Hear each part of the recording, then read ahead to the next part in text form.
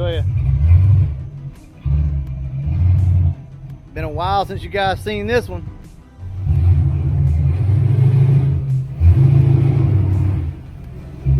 Alright.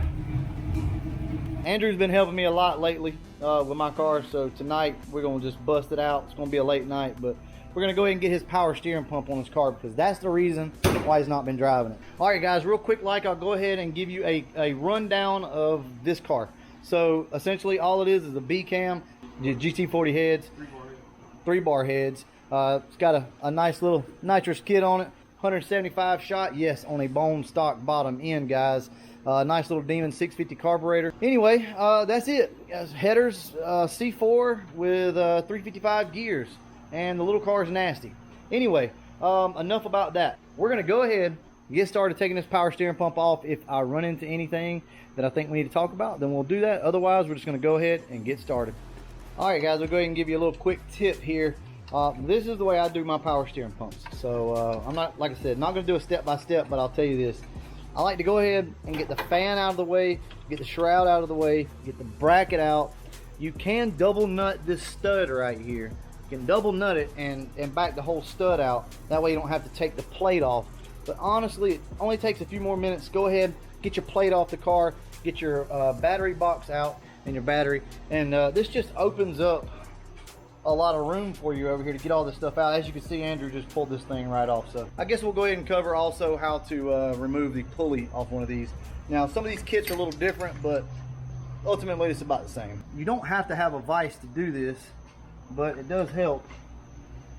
Our particular tool that we have for the removal here does not have the lockdown, so you can't put it on a table and lock it down. This is locked down, man. Yeah. You did a damn good job, Andrew. I'm proud of you. I don't half-ass nothing. I see that. Oh yeah, that joker ain't moving. So this is the kit, and it kind of comes like this. This is the piece you will need to cup this pulley right here. So as you can see, one side is tapered and one side is closed. The closed end will go right around this pump. Thread this all the way down first, like that. Then what you want to do is take your end like this, cup it around this as well. There you go, like that. Just want everything to kind of hold. You slide the sleeve over like that, and then at this point you just turn. Tell you what, we're going to cheat a little bit.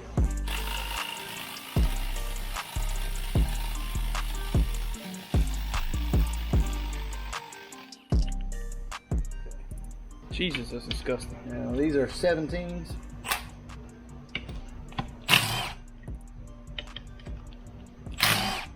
And don't worry about getting the pump like turned around. This is the only way it'll go. So.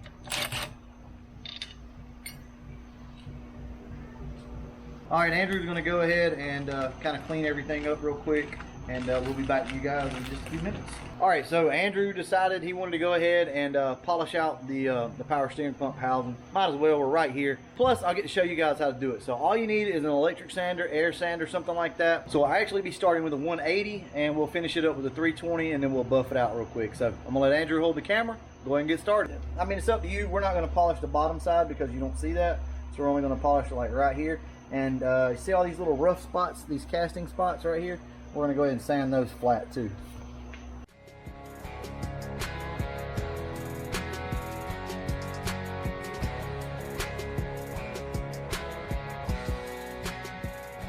As you can see, a lot of the casting is already starting to kind of go away. Now you will go through some sandpaper on this, I'll go ahead and tell you. Well, I say that. You could go pick up 2 of the like 6 packs of each, like one of the 6 packs of each from like Walmart or something like that if you wanted to do this, and that would be fine. You're not going to go through any more than probably 3 or 4 sheets a piece of each grit.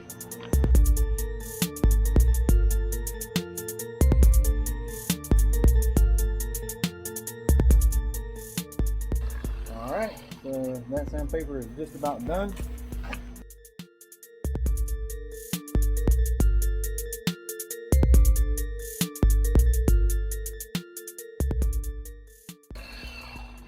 So that's that. Go ahead and show them tops of it. So the seams are gone, and now all we want to do is hit it with some 320. You want to utilize the diminishing grits. So as this sandpaper kind of wears down, it'll actually help polish it. So anyway, should be able to do this with 1 or 2 pieces of 320.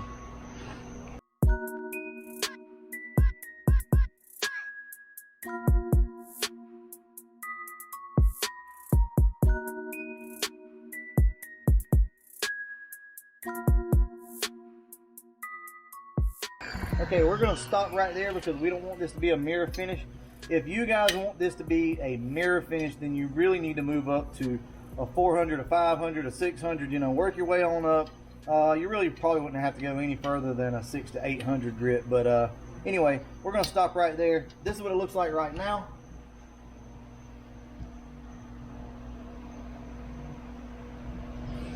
And from here, you could, you know, hand buff this, but boy, it's going to take you a little while. So we're going to take it over here to the wheel on the bench grinder and just put a quick polish on it. The grit that I'm using is the black. This actually comes from Harbor Freight. It's not really worth the crap, I'm not going to lie to you guys, but it does work. Just going to go ahead and start hitting it.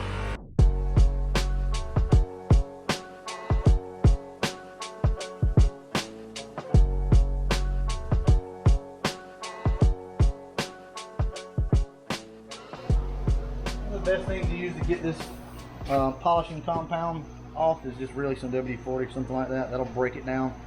And that's all we're looking for right there. Like I said, you can still see some sand scratches in it. We're not going for a show car look. This thing will dull down pretty quick like, but it'll be smooth. That took what, maybe 15 minutes total to do from start to finish of sanding to polishing. So we're going to stop right there. And that's what we got, guys.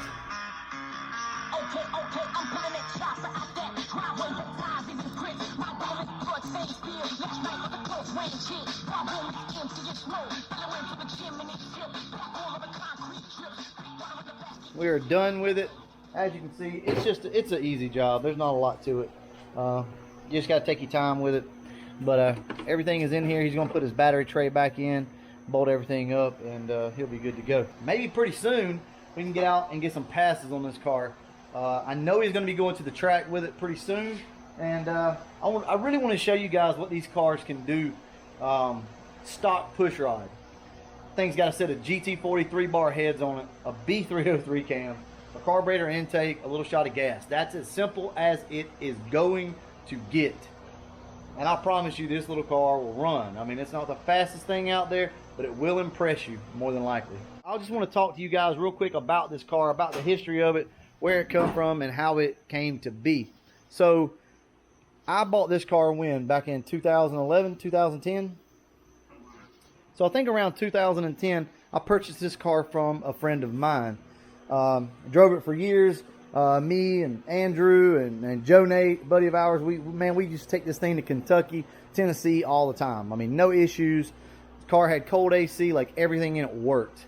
So this was a driver, guys. We painted the car shortly after I bought it. As you can see, it's tuxedo black with the gray at the bottom. The smoke effect gray used to be the top color of the car. So we went with the tuxedo black and then swapped it over and did that. So Andrew said that red is the best interior color. You know what? I'm going to agree. I love porno red. There's just nothing better. I love it, especially on a black car or red car. Red with the red interior looks freaking killer. It's got a little bit of wear on it now. Andrew got the car whenever he basically was 16. We're not going to get into that, but you know, there was a few dents and dings and scratches and stuff, but for the most part, guys, I'm not going to give him a hard time. He really has taken care of the car. Now, it's set out here recently just because it had a few issues and stuff. We're addressing that now, and it's still a solid car. So he has no intentions of getting rid of this thing. The white car will go before this one. Yeah, he said the white car will go before this one, and I believe him. You know, this used to be my car. Now it's his car. We've worked on this thing together. Andrew has helped me, you know, every step of the way whenever I had it, and I've helped him on it since he's had it. So it's just been a cool experience with this car. It means a lot to both of us, really. A lot of miles have been put on this thing, and a lot of time has been spent turning wrenches on it. I'll just kind of go back over everything with you real quick, like stock bottom end 302, B303 cam, Victor Jr. intake, 175 shot of gas. What else? Stock bottom end GT40 3-bar heads, shorty headers, C4 3500 stall, 4,200 on gas. 4,200 on gas, 355 gears, which that's probably a lot of the reason why it stalls so high with those gears. That's kind of a tall gear, but we wanted to keep this thing somewhat streetable. Now there's going to be a lot of questions probably about the C4 in the car. Can you give any information about the C4? It's got extra clutches in it. They pretty much just did a rebuild on it. It's supposed to be good for around a 650 horsepower. Yeah. Something like that. So I'll show you guys the shifter real quick. Like, real clean setup right here. So I love this shifter, guys. Love it. Okay, so let me tell you this, guys. As simple as it is, I mean, we're talking, you could call it old school stuff if you like. A B cam, all this simple stuff. Stock bottom end car, guys. 750's not acting right.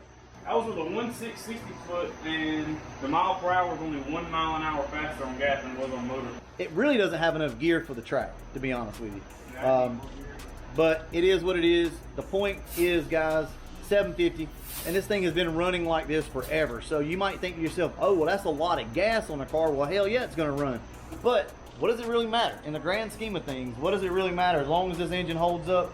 Now, the car does have Cometic head gasket stud. So, I mean, it's been done right as far as that goes. We expect the car to go a good bit faster than that with this exact setup, maybe with a converter change or a gear change in the car. So, look, no crazy ass suspension on the car. What have you got suspension wise? Adjustable struts in the front and lower control arms. Pinion angle has been set. That's it. You know, I'll give you a realistic number. I expect this car to run some 740s on the gas. Nice little setup. But guys, that's driving it to the track. That's not pushing the car too hard. You could gear the shit out of this car, put a set of really good tires on it, some slicks on it, and probably get on down 720-ish, something like that. The whole reason I'm standing here talking to you about this is I have so many people love the old school builds. Well, here you go. This is old school, and it's tried and it's true and it works. So this is kind of my point, you know, back whenever we were talking about all these other cars and, you know, should you go out and buy a new Mustang to compete? You know, if you're out in the streets or you're at the track and you're wanting to run, you don't have to go out and buy the newest, latest, greatest thing. You don't have to have a Hellcat or, you know, a new GT or a GT 350 or something like that to go out and compete. These cars are still tough and still badass right now. I mean, come on, what cars right off the showroom floor is going to go out there and run 740s and stuff like that? Not many at all. So, all right, guys, we're going to go ahead and wrap this video up. And as always, thanks for watching.